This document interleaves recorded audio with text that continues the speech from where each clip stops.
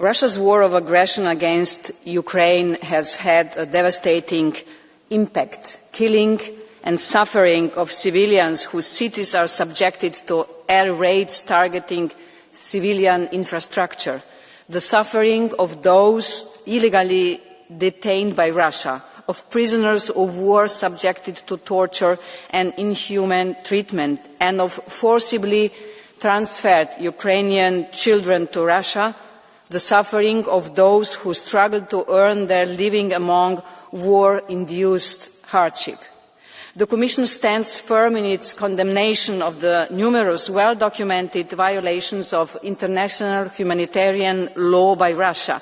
This principled position translates into concrete action in support of the efforts of Ukraine and other members of the international community to ensure accountability. First, supporting the International Criminal Court in its ongoing investigations against Russian perpetrators of war crimes and crimes against humanity. This has been possible since 2014 with Ukraine's recognition of the court's jurisdiction under Article 12.3 of the Rome Statute.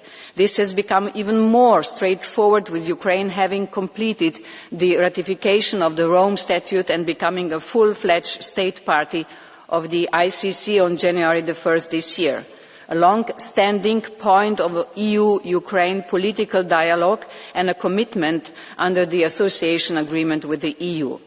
Second, supporting Ukraine's own capacity to prosecute war crimes and crimes against humanity. As part of its commitments stemming from the ratification of the Rome Statute, Ukraine has recently adopted relevant amendments to its criminal code and criminal procedure code. The EU has actively participated in the International Atrocity Crimes Advisory Group, which supports the Office of the Prosecutor General of Ukraine in investigating and prosecuting international crimes committed during Russia's full-scale invasion.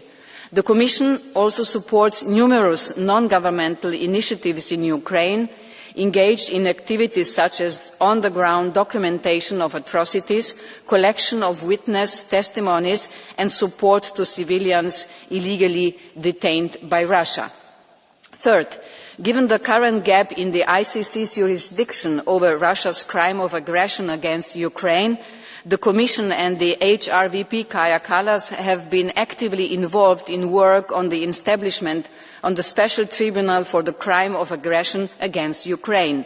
Most recently, HRVP Kallas and Commissioner McGrath, joint representatives of an international coalition of states, gathered in the core group at their high-level meeting in Lviv on May 9th, endorsing texts agreed by legal experts which will lead to the establishment of this tribunal.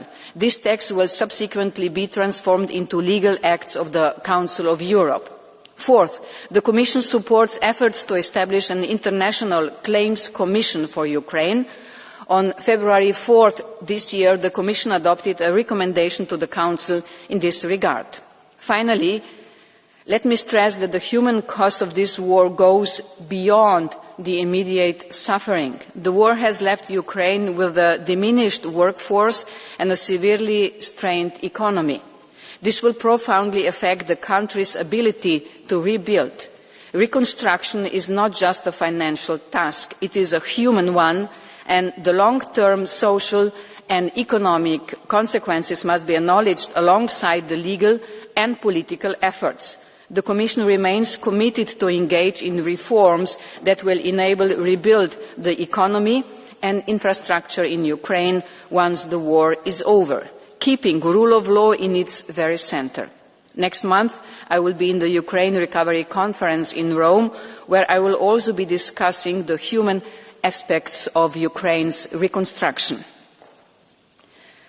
Because behind every shattered school, every ruined hospital and every empty village is a life interrupted, and it is in our responsibility to help restore the future they were forced to put on hold.